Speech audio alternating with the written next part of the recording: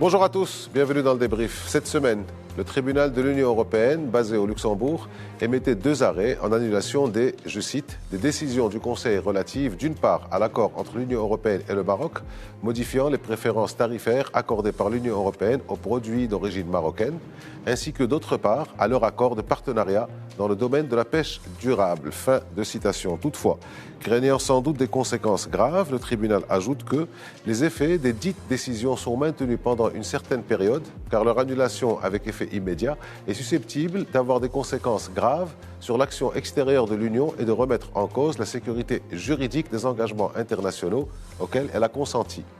Le jour même, le ministre des Affaires étrangères marocain, Nasser Bourita, publie en commun avec son homologue européen Josep Borrell un communiqué où les 2 responsables affirment qu'ils prendront les mesures nécessaires afin d'assurer le cadre juridique qui garantisse la poursuite et la stabilité des relations commerciales entre l'Union européenne et le Royaume du Maroc, expliquant que ce partenariat d'égal à égal s'appuie par ailleurs sur une relation bilatérale solide basée sur la confiance et le respect mutuel entre le Royaume du Maroc et l'Union européenne. À cette action, il y aura donc réaction.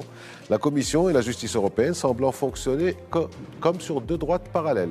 En seconde partie, nous ne resterons pas loin du Luxembourg pour faire un petit saut à Paris, où le gouvernement vient de décider de réduire de 50% les délivrances de visas aux Marocains et Algériens et de 30% pour les Tunisiens. La raison officielle invoquée a été expliquée d'une manière peu diplomatique par le ministre de l'Intérieur, Gérald Darmanin. Tant que vous ne reprenez pas vos compatriotes, on n'accepte pas vos compatriotes. La vie est parfois si simple, pourrait-on dire. Pour décrypter ces 2 événements qui ont fait la une de nos médias et qui ont été largement commentés de l'autre côté de la Méditerranée, nous recevons aujourd'hui Hassan Alaoui. Vous êtes directeur et cofondateur du mensuel Maroc Diplomatique. Bonjour et merci d'être avec nous. Bonjour. Hassan Saoud, vous êtes chercheur associé à l'Institut Royal des études stratégiques. Bonjour et merci à vous d'être avec nous. Bonjour Aziz. Alors on commence par la justice européenne, donc, qui a annulé 2 accords de partenariat commerciaux entre Rabat et Bruxelles concernant les produits en provenance du Sahara Atlantique, Sahara marocain. Le recours avait été introduit par le Polisario. Alors, question pour vous 2, rapidement, pour une mise en bouche. Retour sur l'événement. Il s'est passé quoi cette semaine au Luxembourg, Hassan Saoud? Enfin, cette semaine, les études, l'examen du dossier remonte certainement à plusieurs mois, mais le résultat de cette semaine, c'est quoi? Disons que c'est un remake de 2015, 2016. Une action en justice par évidemment l'association Western Campaign, Sahara Campaign et le Polisario. Un recours en annulation des accords dont vous avez parlé. Nous avons assisté à Bruxelles à une parodie de justice dans la forme et aussi bien dans le fond. Sur la forme, nous avons assisté à la reconduction des mêmes juges à la même chambre. Et comme on le sait, c'est 2 juges par pays dans chaque chambre et dans celle-ci, évidemment. Et dans le fond, au lieu d'être un procès juridique, c'était évidemment un arrêt plutôt politique. Je m'explique. D'abord sur le plan de la recevabilité du recours.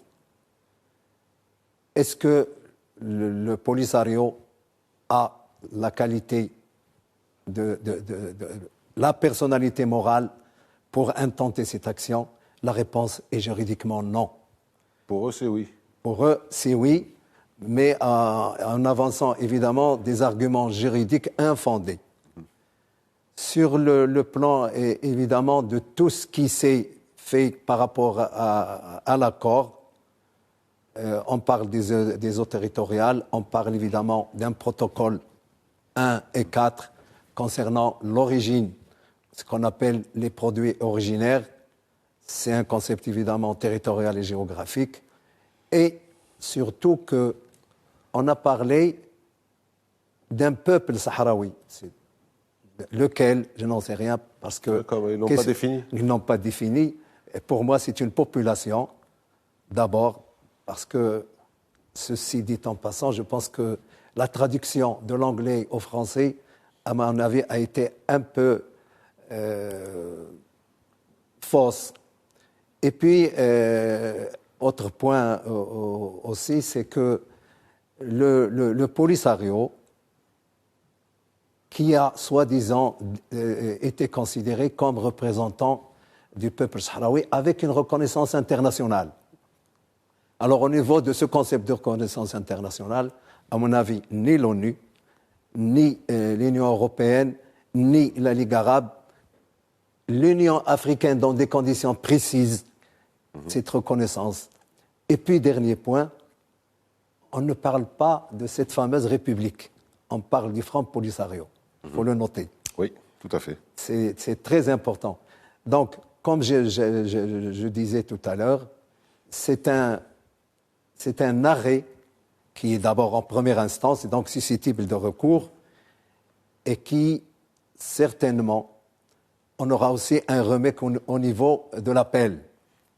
Très bien. Parce que tous les arguments qui ont été avancés sur le plan juridique, sur le plan du droit international et des relations internationales, ces arguments n'ont aucun effet de réalité. On verra. Le pourvoi va être fait par les parties intervenantes, accordant le préjugé favorable, et on verra ce que l'appel donnera au niveau de la Cour.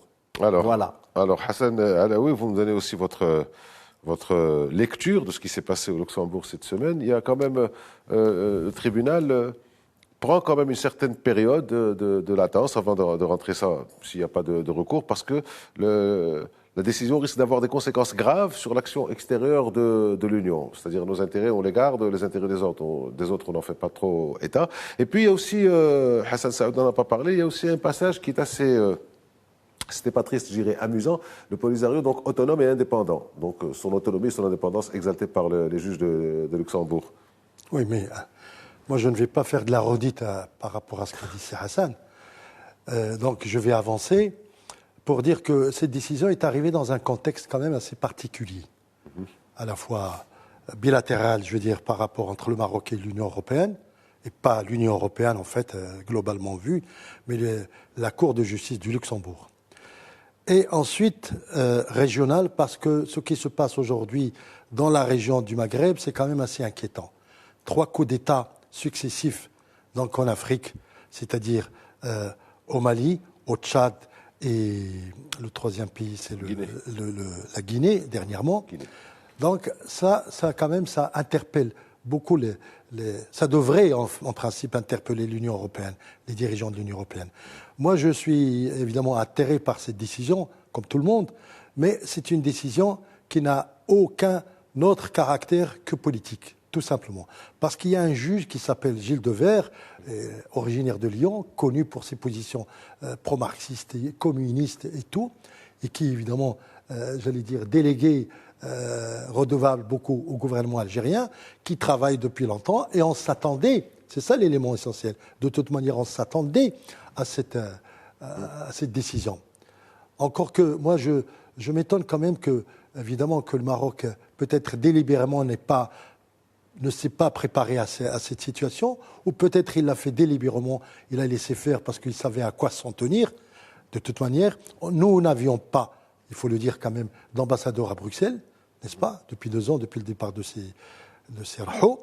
Et donc, tout ça, ça a contribué un petit peu à troubler les esprits. Et évidemment, unilatéralement, la décision est tombée, mais il n'y a que l'Algérie et le Polisario, si vous voulez, qui se glorifient, s'auto-glorifient, mais personne d'autre n'a réagi. Tous les autres responsables ont dit on doit, n'est-ce pas, impérativement maintenir les relations avec le Maroc, qui est un partenaire depuis 1957. Les premiers accords entre l'Union européenne et le Maroc datent de 1957, renouvelés en avril 1974, quand si Ahmed Belkarim était ambassadeur à Bruxelles à l'époque. Ensuite sont venus les autres accords d'association, de préférence, je veux dire, et tout ça. Ça vous dit que, de toute manière, en tout état de cause, l'Union européenne, ou l'Europe tout simplement, ne peut pas se passer de la coopération avec le Maroc. Bon, je pense que, parce que c'est ce qui se dit dans les coulisses, que les Marocains connaissaient cette décision, enfin, s'attendaient quelque part à cette décision, et non seulement ils s'y attendaient, mais même la Commission européenne, parce qu'on a vu un communiqué, on dirait qu'il était spontanément sorti après, et une réunion entre Borreta et Borrell. Voilà, Borreta et Borrell, donc les 2 ministres des Affaires étrangères. Alors, puisque vous connaissez bien l'histoire de ces choses-là, que prévoyaient les accords globalement, les accords sont partis de rien. Vous savez que l'Europe est née en 1958 sur la base d'un contrat entre 4 pays, donc sur l'acier et le charbon. Puis c'est devenu le marché commun. Non, les accords, le dernier. Les accords. Et ensuite est venu l'enjeu réel, c'était l'agriculture et la pêche, dès le départ. Donc ces accords avaient une ambition d'aller plus loin, mais le Maroc, tenant, si vous voulez, en laisse un petit peu ce dossier parce qu'il savait très bien à quoi s'en tenir par rapport au jeu des adversaires du Maroc. Et il maintenait d'autant plus que c'est quand même aujourd'hui le Premier ministre qui était à l'époque ministre de l'Agriculture, qui a négocié les accords de 2013, de 2015. Chef du gouvernement. Chef du gouvernement, oui, bien, je préside, d'accord. Chef du gouvernement, et qui aujourd'hui sait très bien, mieux que quiconque, le problème.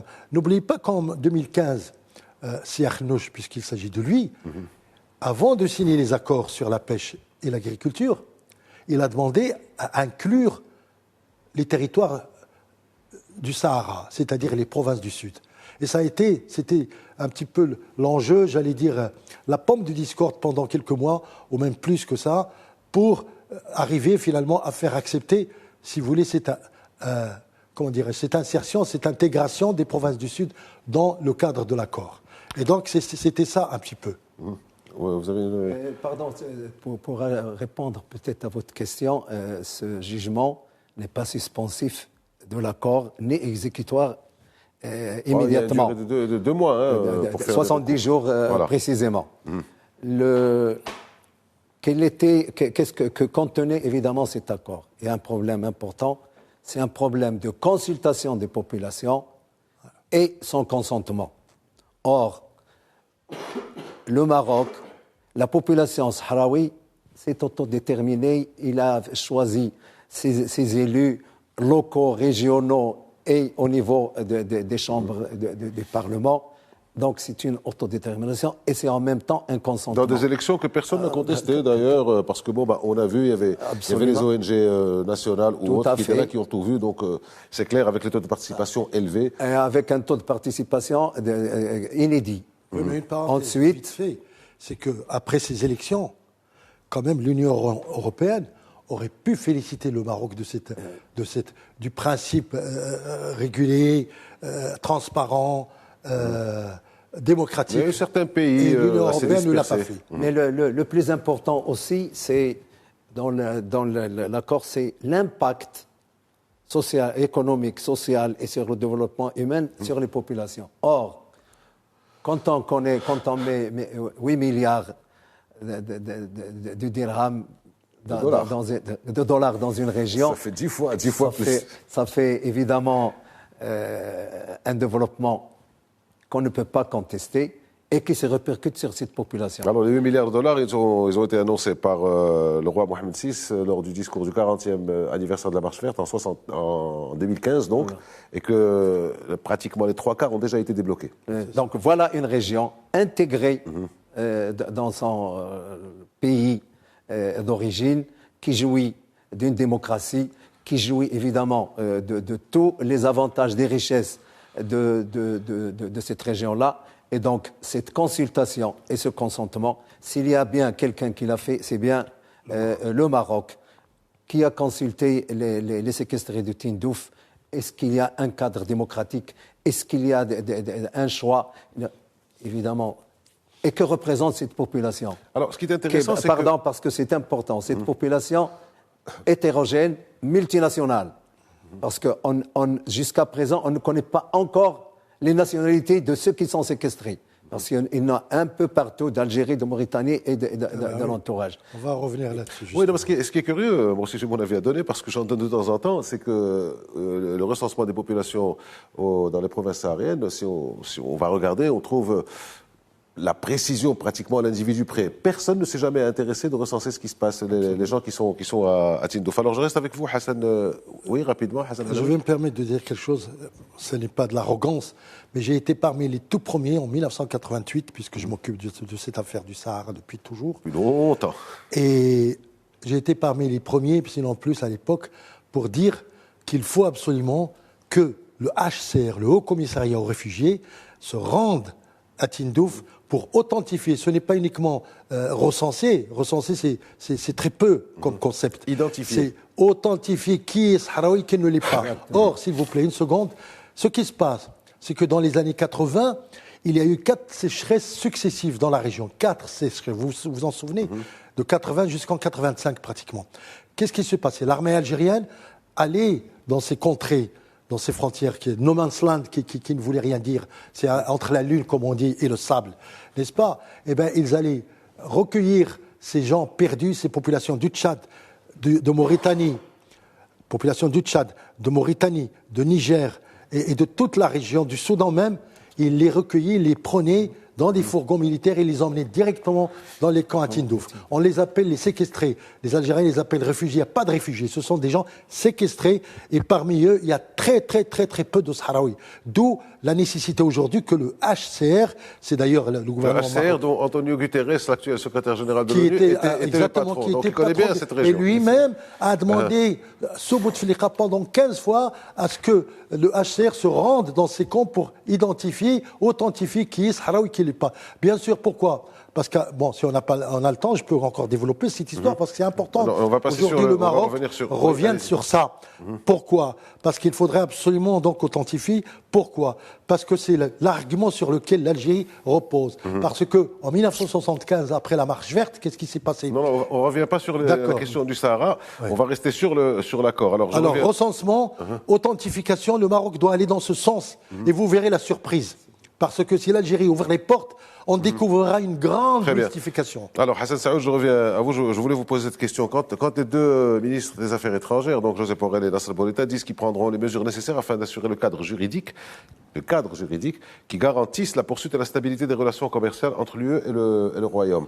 Ils pensent à quoi en parlant de cadre juridique? Il n'est pas déjà posé, le cadre juridique? Il n'a pas déjà été posé, le cadre juridique? On va déjà reposer à chaque fois le cadre juridique. Bon, assurer le cadre juridique, ça ne veut pas dire le changer. Moi, je crois que c'est une finasserie de langage. Mais accordant le préjugé favorable, la déclaration est claire. Les intérêts bien compris de l'Europe sont là. Le partenariat stratégique, il est durable et les parties intervenantes, on attendra, doivent interjeter appel à la Cour. Donc, c'est la Commission européenne, c'est le Conseil de l'Europe, c'est l'Espagne, et évidemment quelques organismes comme la Comader marocaine ou les CPM, la Confédération de la pêche et la Confédération marocaine de l'agriculture et du développement rural. Voici les intervenants dans cette affaire. On attendra. Je pense que, compte tenu de tout le soutien qu'on a entendu depuis l'apparition de cet arrêt en Europe de l'Est et en Belgique, en Espagne, je pense que l'arrêt sera favorable au Maroc. On appelle. Parce qu'on appelle. Oui, ça c'est arrivé en 2015, donc ils vont. Ça sera le même remake. Encore faut-il qu'il y ait un travail de lobbying pour expliquer quelle est la légitimité de le Maroc, il est là, il est dans son Sahara, la population est là, l'économie fonctionne, les institutions fonctionnent. Malheureusement, ce jugement n'a même pas fait allusion à ce qui se fait dans les territoires que nous administrons. Alors justement, la configuration actuelle n'est pas vraiment celle de 2015-2016, Hassan Alaoui. À l'époque, vous vous souvenez, quand il y avait eu donc un jugement de la Cour, le Maroc avait suspendu toute relation avec la représentation de l'Union européenne ici. Entre-temps, il y a eu beaucoup de changements. Donc, surtout sur la dernière année, avec les changements géopolitiques qu'il y a, avec la reconnaissance américaine, avec l'axe Londres-Washington et Rabat. Le Maroc est en crise avec l'Espagne, avec l'Allemagne, récemment avec la France. On en parlera tout à l'heure, crise ou mini-crise. D'après vous, ce cadre juridique devra être négocié. Est-ce qu'il prendra en considération cette nouvelle donne ou alors on reprend sur les anciens éléments qu'il y avait, les anciens paramètres? Moi, je pense personnellement, ce cadre juridique, ce concept ne signifie absolument rien du tout par rapport à un grand accord, à un grand texte qui régit les relations entre le Maroc et l'Europe. Aujourd'hui, la nouveauté qui m'inquiète un peu plus, c'est que pour la première fois, on a considéré que le Polisario, comme vous disiez tout à l'heure, représente le peuple sahraoui. C'est une erreur, ça. Alors, qu'est-ce qu'on cherche? À imposer. Médiatique. On cherche à imposer, si vous voulez, ce concept de Polisario donc dans le nouveau cadre juridique, n'est-ce pas? C'est à M. Borrell de l'expliquer. Et autre chose qu'on a remarqué, c'est qu'en fait, c'est antinomique par rapport à la doctrine des Nations Unies. Les Nations Unies, bien sûr, c'est une comment dirais-je, c'est l'organisation qui régit les relations internationales, mais elle n'a jamais explicitement considéré que le Polisario est un État. Alors que l'Europe, pratiquement, elle est à la frontière, si vous voulez, de cette... Elle connaît très bien la situation. Voilà, de cette frontière. On y Donc la reviendra contradiction antinomique entre l'Union européenne aujourd'hui et, j'allais dire, les Nations Unies. Ensuite, cette histoire, la nouveauté qui a été introduite dans ce jugement, et depuis avant-hier, c'est l'histoire de tenir compte de l'avis des populations. C'est-à-dire d'un statut inédit qu'on veut absolument conférer, si vous voulez, aux populations. Or, les populations qui sont à Tindouf ne représentent pas du tout le peuple sahraoui. Le peuple sahraoui, dans sa majorité depuis 1976, se trouve à l'intérieur du Maroc, n'est-ce pas? Et c'est là où il faut que le Maroc bataille. Parce que le peuple sahraoui dont l'Algérien, je veux dire, le gouvernement algérien parle, c'est uniquement une petite entité qui sont partis en 64, je reviens vite fait, on est jeunesse, qui étaient dans les fourgons de l'armée algérienne, qui sont partis... Vous partez toujours sur l'Algérie, sur Tindouf. Moi, je voudrais rester sur l'accord, Hassan.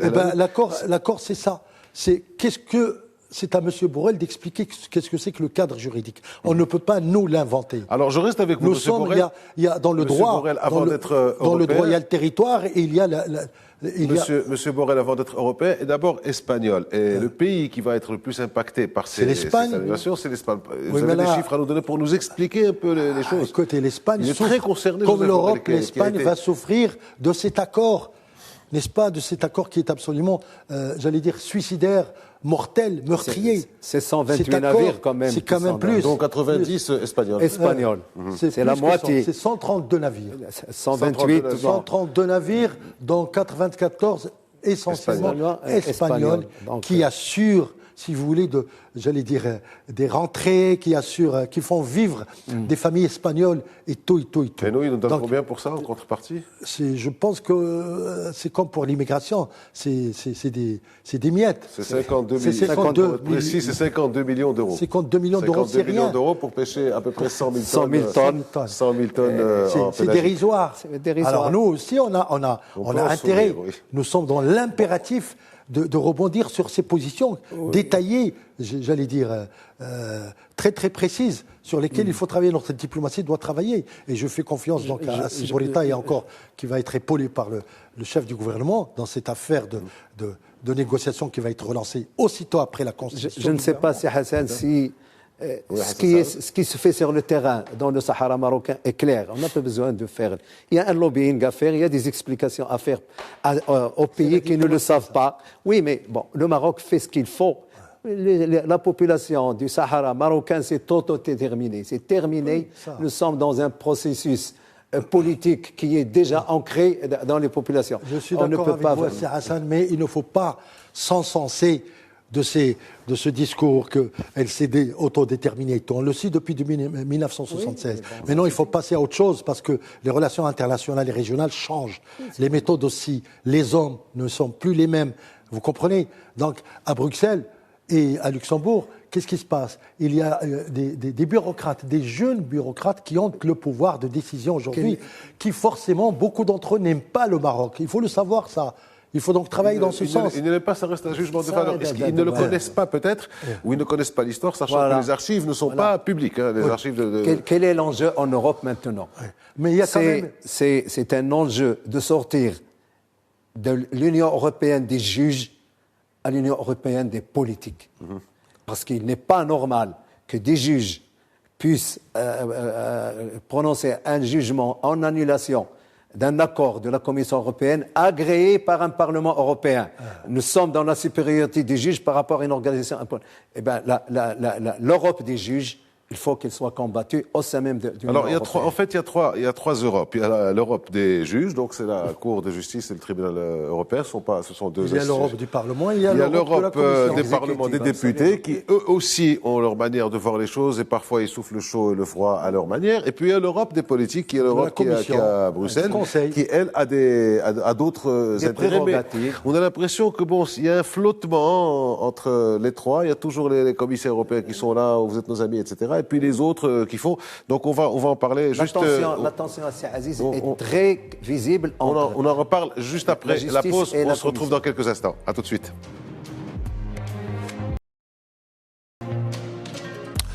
On se retrouve pour la deuxième partie du débrief. Bienvenue à celles et ceux qui nous rejoignent. Nous parlons donc de l'annulation par la justice européenne des accords de pêche et des accords agricoles avec le Maroc. Et pour celles et ceux qui nous rejoignent, nous en parlons avec Hassan Alaoui, directeur et cofondateur du mensuel Maroc Diplomatique, et Hassan Saoud, chercheur à l'Institut royal des études stratégiques. Hassan Saoud, donc ce cadre juridique dont on parlait en première partie, ce cadre juridique appelé de leur vœu par Joseph Borrell, Nasser Bourita, ben, s'il n'est pas mis en place pour une raison ou pour une autre, il arrivera quoi? On fera quoi? On va encore attendre un autre avis d'une autre cour de justice ou on trace? Je ne vous suivrai pas sur votre pessimisme feutré. Non, j'ai un pessimisme souriant. Parce que souriant. Mais, j'ai mon idée aussi sur la question. Mais je pense que le cours des choses, compte tenu de déclarations de M. Borrell et évidemment de notre ministre des Affaires étrangères, va dans le sens que l'on voudrait. Accordant, laissant le temps au temps. On a encore 70 jours pour que les intervenants et les concernés fassent leur pourvoi et arrivent à détruire, évidemment, parce que tout ce qui a été avancé dans le jugement, je ne sais pas, ça n'a rien de juridique, ça n'a rien c'est un mélange complètement incohérent. Je pense qu'on arrivera à le dégoupiller. Hassan Saoud, excusez-moi, mais c'est 52 millions d'euros pour 100 000 tonnes pêchées. Oui, mais c'est rien d'accord, du ça tout. c'est un cadre juridique peut-être, mais le cadre financier, la logique financière, je ne sais pas. Notre pays, quand il a voulu affronter la pandémie, vous voyez l'argent qu'on a mis, eh ben, les 52 millions, c'est des epsilon.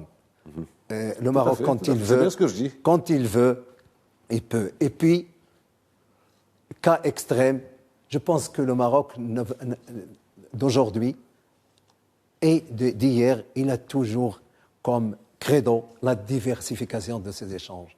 Est-ce que les Européens ne comprennent pas qu'il y a des concurrents autres? Il y a les Américains, il y a les Chinois, il y a les Japonais, il y a pas mal de monde. Il y a nous-mêmes à exploiter notre richesse et à la faire prospérer. Non, ils comprennent pas ça. Le Maroc, il a la possibilité de diversifier ses échanges et il le fait sur tous les continents. Donc, il ne faut pas s'en inquiéter outre mesure. Naturellement, il faut gagner la bataille juridique et politique de cet enjeu-là, mais le Maroc est assez fort pour pouvoir parer à toute éventualité et je suis optimiste. Maintenant, l'Europe doit sortir de son flot artistique. Donc, et c'est un euphémisme de ma part. Voilà. Il faut que l'Union européenne et surtout l'attelage France-Allemagne sortent de cette ambiguïté. Donc finalement, on a un plan B, un plan C jusqu'à la fin au plan Z, et puis on peut prendre aussi l'alphabet grec. Très bien. Alors, dernière question, je voudrais vous la poser à tous les deux pour clore sur ce sujet et passer à l'autre. Une question qui se pose. Est-ce qu'il n'est pas temps que l'Union européenne clarifie clairement sa position sur cette question du Sahara? Historiquement, ils savent. Géopolitiquement, il y a beaucoup de changements qui se sont passés. Il y a une reconnaissance américaine qui est définitive. Tout le monde a espéré qu'un jour Biden reviendrait. Ben, il ne revient pas. Il y a la question des frontières maritimes. Il y a beaucoup de choses. Le rapprochement du Maroc avec certains pays de l'Union européenne qui ne sont pas forcément les anciens, le groupe de Visegrad, ceux de l'initiative des Trois Mers. Enfin, il y a des choses qui pourraient militer pour que l'Europe relise un peu cette histoire et clarifie clairement. Hassan Saoud en parlait, le tandem France-Allemagne, mais il y a aussi le trio France-Allemagne-Espagne. Tout à fait. Moi, je vais rebondir rapidement sur cette histoire comment dirais-je, du cadre juridique. Tout de suite après, cadre juridique qui garantissent la stabilité des relations commerciales. Mais Le Maroc et l'Union européenne, il n'y a pas que les relations commerciales. Ils arrêtent ça, ils réduisent ça aux relations commerciales. Le texte le dit. Ça ne se réduit pas à une relation comme ça. Je vous dis que depuis 1957, nous avons des relations avec l'Europe. Alors, il faut clarifier la position parce que le Maroc veut un accord global. Et vous venez d'en parler, il veut aussi une position nette et claire par rapport à la question nationale du Maroc, du royaume du Maroc, sur laquelle, je veux dire, tous les regards sont concentrés depuis maintenant 50 ans pratiquement. Donc il faut absolument que l'Europe, l'Union européenne en particulier, prenne position dans ce cadre. C'est ça le cadre juridique. C'est la relation globale que le Maroc demande, et pas seulement commerciale. Parce qu'au-delà du poisson, au-delà des tomates et tout ça, c'est bien beau, mais nous avons besoin aussi d'un soutien politique concret, clair, de la part de l'Europe. Nous avons besoin que l'Europe dise, voilà, ce pays qui s'appelle le Royaume du Maroc, qui a été dépecé pendant il y a un siècle par 5 puissances, qui a été colonisé, victime de l'expansionnisme, victime de tout, des accords léonins et tout, aujourd'hui il retrouve sa stabilité. Parce que le Maroc aujourd'hui, ce n'est pas seulement un pays de tomates. Il ne retrouve pas sa stabilité, mais depuis toujours sa stabilité. De tomates, Malgré les vicissitudes du protectorat, ses frontières internationales, de tomates ou de poissons. Ce Maroc, c'est aussi l'arrière-base stratégique, n'est-ce pas, de l'Europe.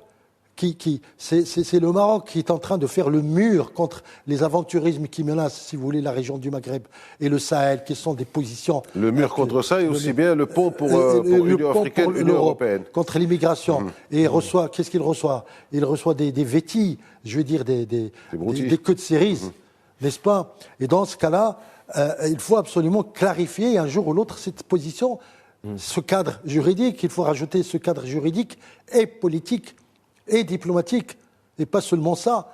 Alors donc, l'enjeu aujourd'hui, c'est de réviser notre... Et j'espère qu'on va le faire bientôt, parce que l'occasion est donnée. Nous avons un gouvernement nouveau, nous avons, je veux dire en perspective, nous avons une diplomatie qui va s'ouvrir, nous avons un roi quand même qui est... c'est une grande personnalité, qui est respectée dans la voie et porteuse... Qui a une vision globale. Qui a une vision globale. C'est un visionnaire, qui est un homme de paix, un homme pacifique, bon à tous les niveaux, bon de cœur, bon d'esprit et tout. Non, mais donc nous avons les atouts que garde ses calculs en tête, parce que bon, quand on dit que l'Union européenne doit clarifier ses positions, ça veut dire ce que ça veut dire, c'est clarifier les positions. Ou alors, bon, ben, et ça c'était la teneur du dernier discours royal. Voilà. On peut changer les partenariats, enrichir les partenariats. On peut enrichir en regardant ailleurs. C'est possible pour nous. Le discours parce qu'il y a l'Atlantique, le discours 2016. Il y a l'Atlantique, il y a le Brésil, il y a les États-Unis, il y a le Moyen-Orient, mais non inédit. Et il y a l'Extrême-Orient aussi. Il y a l'Extrême-Orient, la Chine et Israël aussi, il faut quand même le dire. Tout ça, c'est des enjeux et c'est des atouts pour nous. On ne peut pas être enferré, si vous voulez, dans le petit calcul européen. Alors on va laisser Hassan Saoud donner son avis aussi sur cette clarification, d'une manière claire. Il faut y aller clairement dans ce genre de choses. Il est clair que l'Europe doit comprendre que le Maroc s'est émancipé. Le Maroc rayonne en Afrique. Le Maroc est adulte. Il s'est pris en charge. Il faut qu'il le comprenne. La condescendance et le maternage, c'est fini. Il faut, comme disait Borrell, discuter d'égal à égal. Et c'est la seule condition pour que cette Europe comprenne. Discuter d'égal à égal, qui s'appuie, donc le partenariat d'égal à égal, s'appuie par ailleurs sur une relation bilatérale solide, d'accord, basée sur la confiance et le respect mutuel.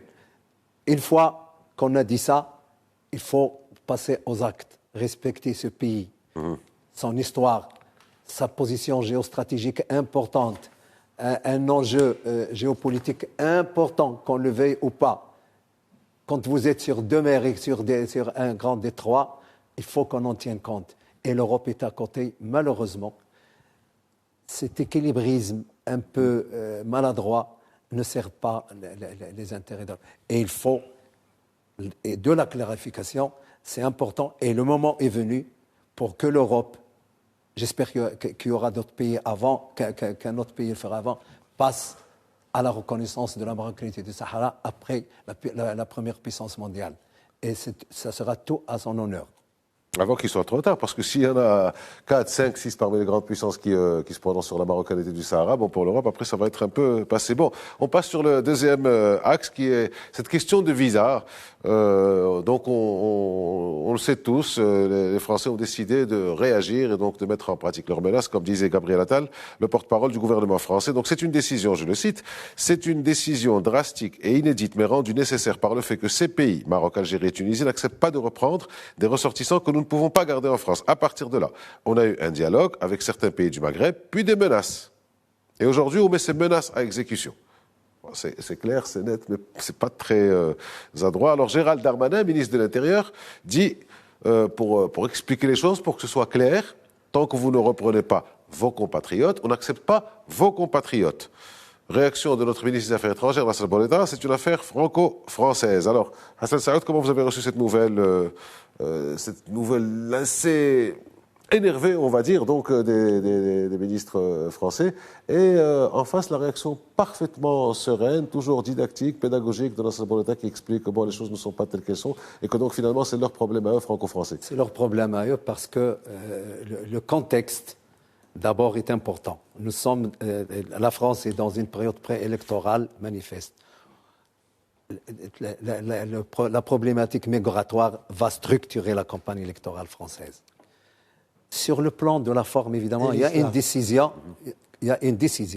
mais il y a toute cette scénarisation qui a été faite autour de cette question du visa. D'abord, un balai médiatique important, ministre de l'Intérieur, Madame Schiappa, Gabriel Attal et même le président du Sénat. Donc il y a tout un emballage fait pour cette décision. Et arbitrairement, on donne des quotas, 50-50 pour l'Algérie et pour le Maroc. Alors que les statistiques fournies par ces mêmes services, le Maroc est, par rapport à ses visas, ou à ces autorisations consulaires de quitter, les laissez-passer consulaires de quitter le territoire, c'est la moitié des Algériens, valeur année 2020. Alors arbitrairement, on met 50-50 et on met 30 pour la Tunisie. Tout le monde en France... Vous avez une distinction très importante, vous d'y faire allusion, mais pas assez. C'est que quand Gabriel Attal donne ses chiffres, 50, 50, 30, etc., il précise année 2020. Or, année 2020, c'est année Covid. Absolument. Année Covid, c'est passé à peu près à 30, 40 000 visas qui ont été décernés. Donc, on devrait comprendre que les Marocains, les Algériens et les Tunisiens vont avoir à peu près 15 000 visas chacun. Alors, pourquoi mettre tous les pays sur... Puisque vous traitez de manière différenciée, il n'y a pas de raison de donner le même 50% aux deux pays, alors que le nombre est plus important en Algérie. Un élément important, c'est que le ministère des Affaires étrangères a été absent pour faire passer le message, alors qu'il est le premier concerné. Ça veut dire quoi? Ça veut dire que le message est destiné à la consommation intérieure en période préélectorale. Ce qui intéresse le gouvernement. Oui, c'est intéressant. Jean-Yves Le Drian n'a pas réagi à ça. Évidemment, il n'a pas participé ni au débat, ni alors que c'est quand même une affaire des affaires étrangères, une affaire diplomatique, une affaire de visa. Tout à fait. Eh bien, tout le monde était là, sauf lui. Qu'est-ce que j'en déduis personnellement? Le message est franco-français. C'est ce que dit Nasser Bourita. En prévision des élections à venir, parce que tout le monde est en train d'aller chercher des voix partout, avec la lupénisation de la vie et la zoomérisation ensuite qui est là. Qui complique les choses. Ça complique les choses. Eh bien, pour le président sortant, il a fallu qu'il agisse, d'autant plus qu'en 2017, il avait promis 100% d'expulsion à exécuter. Donc les élections approchent. Et il est comptable de cette promesse. Et c'est pour cela qu'ils ont réagi de manière épidermique. Alors, Hassan Alaoui, concrètement, ça va se passer comment? On décide donc à la base des chiffres 2020. Donc, avant 2020, en 2019, il y avait à peu près 330, 340 000 visas qui étaient délivrés chaque année. J'aime pas le terme octroyé parce qu'on n'octroie pas, on délivre les visas. Donc 340 000. On passe à 2020, Covid, fermeture des liaisons aériennes, etc. On passe à 30 000, on passe à 40 000.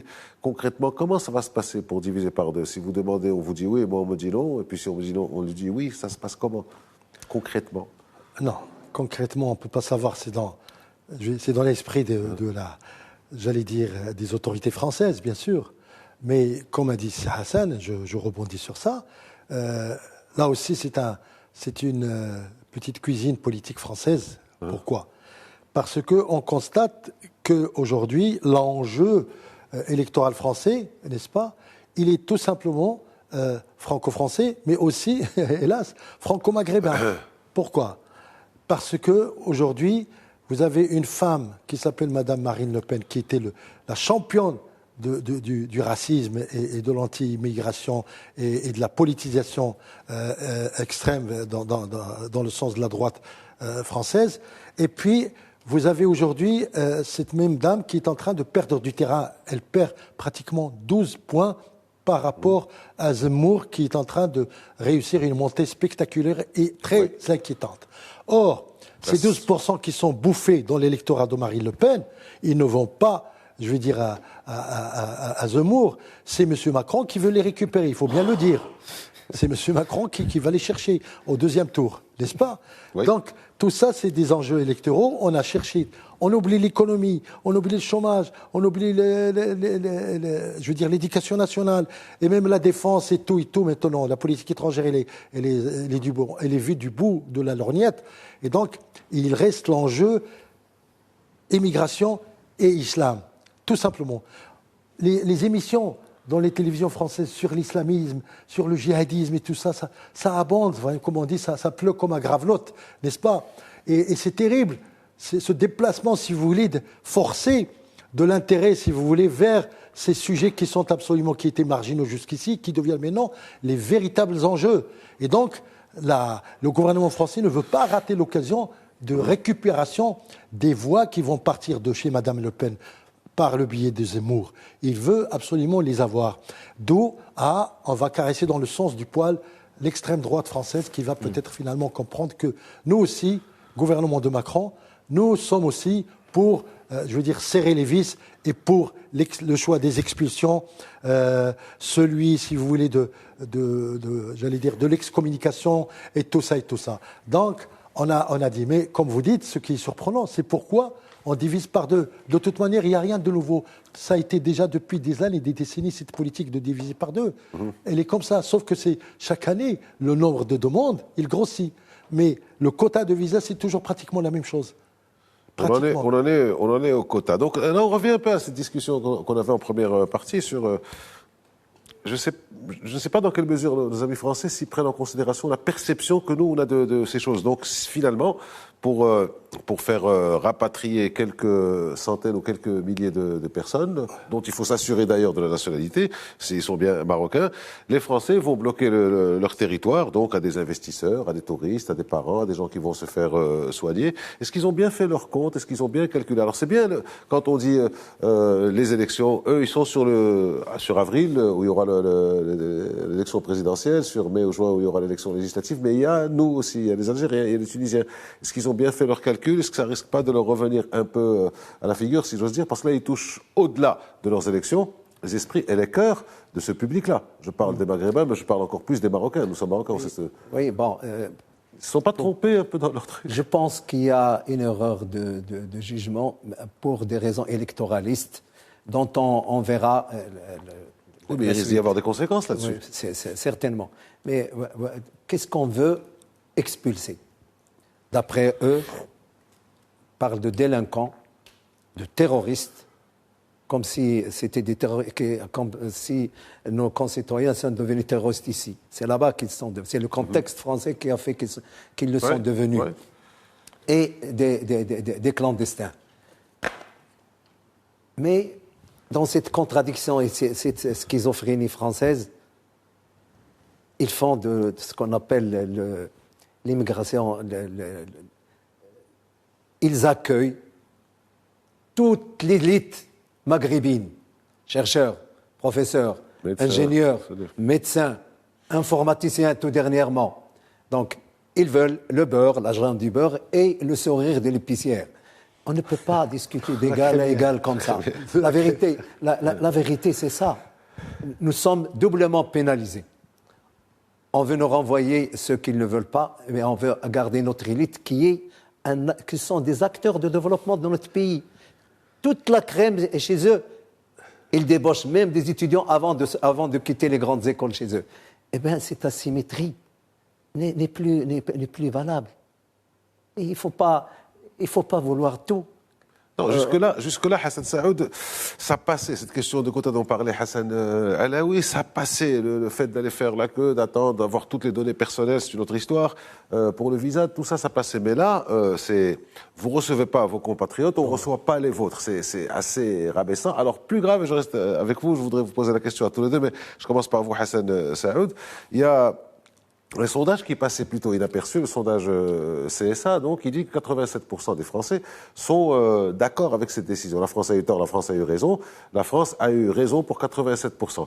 On se dit, ouais, bon, c'est un sondage, les chiffres, on leur fait dire ce qu'on veut, etc. Mais quand on va dans le détail, on voit dans le détail des sensibilités politiques. Effectivement. Et là, on voit qu'à l'extrême droite, c'est 94-95 qui dit que la France a eu raison. On remarquera que 5% de l'extrême droite dit qu'elle n'a pas eu raison.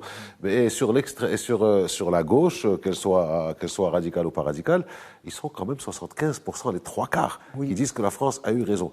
Ça complique plus, parce qu'il ne s'agit plus d'une décision administrative, simple, il s'agit d'une vision politique. Non, c'est plus que ça, d'une vision de la société, qui considère que oui, c'est comme ça qu'il faut traiter les gens qui... Vous savez, cette propension sondagière, c'est un sport national français. Et comme quand même, quand on dit 87%, c'est 90%, c'est 9%. Non, pardon Hassan, 87%, c'est la moyenne. Mais je vous voulais, comme vous, j'ai cherché et on a fait la gauche radicale 73%, la France insoumise 76%. La France insoumise 76%. Le PS 83%, les Verts 76%. La République en marche, 93%. La droite, 94%. L'extrême droite, 94%. Les RN, évidemment, le Rassemblement national, 93%. Qu'est-ce que c'est que cette France inhospitalière qui prétend être le pays des droits de l'homme, le réceptacle des droits de l'homme, de l'accueil de l'asile. Mais est-ce qu'on peut se reconnaître dans... Est-ce que toute la France est devenue xénophobe à ce point? Je suis désolé. Mais personnellement, c'est attristant, c'est ahurissant de voir l'image d'une France du XXIe siècle de cette manière. Et c'est vrai que, comme le dit Nasser Bourita, c'est une décision souveraine, mais aussi, on peut aussi avoir un ressenti souverain. Hassan Alaoui, vous disiez attristant, vous avez dit? J'étais en train de penser à Téhéran. C'est affligeant. Alors, c'est vrai quand on voit le chiffre. Moi, je suis interpellé par cette histoire. Je voudrais poser la question à M. Darmanin pour lui dire, dites-nous combien sont ces compatriotes que vous souhaitez ne pas accueillir encore, que vous voulez rejeter. Dites-nous le nombre, dites-nous catégoriellement qui sont-ils, n'est-ce pas? Parce qu'il ne l'a pas dit. On ne sait pas le nombre. Parce qu'on mélange, on assimile les délinquants, les chômeurs, ceux qui profitent de la sécurité sociale, les soi-disant djihadistes et tout ça. Mais dites-nous, donnez-nous un tableau réel de la réalité. Alors ne jouez pas sur les mots, sur des pléonasmes pour vos compatriotes et nos compatriotes. N'oublions pas que Sa Majesté le Roi a agréé le retour des mineurs non accompagnés. Bien sûr. Et à condition, évidemment, d'en fixer les modalités. Tout à fait. Darmanin l'a reconnu dans son... Le seul pays qui l'a fait, c'est bien le Maroc. Bien sûr, mais c'est pour ça que je pose la question. Dites-nous un petit peu la configuration réelle, physique, de ces populations que vous voulez rejeter, qui sont vos compatriotes et nos compatriotes. N'est-ce pas? Tout ça, c'est un pléonasme qui est absolument ahurissant de la part d'un ministre de l'Intérieur. N'est-ce pas? C'est pas sérieux. N'est-ce pas? Des choses comme ça, on les négocie. D'ailleurs, depuis des mois, je vous signale qu'il y a des commissions des Marocaines qui partent en France régulièrement, négocier, discuter, parce que le Maroc est prêt à recueillir. Encore faut-il lui donner, les véritables statistiques, les enjeux, les images, si vous voulez, réelles de ce phénomène. Mais le gouvernement français ne les donne pas. Donc, aujourd'hui, on sait que étant donné que les élections deviennent un enjeu rapide en France, et le jeu se sert de plus en plus, rapide et exigeant, on jette comme ça des phrases et on trouve des thèmes, n'est-ce pas, pour évidemment frapper l'imagination et les esprits des Français qui sont appelés. Et évidemment, ce que vous me donnez, les statistiques là, de l'extrême gauche, monsieur. 73% l'extrême gauche. L'extrême gauche, 60%. Mélenchon. Mais il n'est pas l'extrême gauche. Pas vraiment l'extrême gauche, mais disons une gauche gauchiste. Il n'y a plus d'extrême gauche en France. Ça, c'est le Parti communiste, Mélenchon. De toute façon, c'est quand même attristant. Je reprends le mot. C'est quand même affligeant qu'on en arrive là aujourd'hui, la France de 2021. C'est grave, parce que tout simplement, il y a un virage incroyable, tandis que les pays européens, même de droite, se libèrent, n'est-ce pas, de ces histoires. La France est en train de retomber dans la coquille pardonnez-moi l'expression, d'un fascisme exacerbé. C'est terrible. Non, on va pas aller jusque-là, mais parce qu'il y a quand même, encore une fois, je reviens sur la déclaration du ministre des Affaires étrangères, c'est une décision souveraine qui appartient à la France. On ne va pas dire qu'il revient sur rien du tout, mais c'est quand même assez inquiétant dans le sens où Éric Zemmour, donc qui semble avoir la main sur ces choses-là, recommande parfois dernièrement, il a dit ça, de demander une caution de 10 000 euros par visa. Moi, je voulais, de toute manière, on arrive à la fin de l'émission, mais je voulais simplement remettre ça sur le côté marocain, le ressenti que la population marocaine peut développer sur cette discussion, qui reste une discussion, encore une fois, souveraine franco-française, qui leur appartient. On verra comment ça va se poursuivre, comment ils vont faire ça. Merci, messieurs, d'avoir été avec nous. Merci de nous avoir suivis. À la semaine prochaine.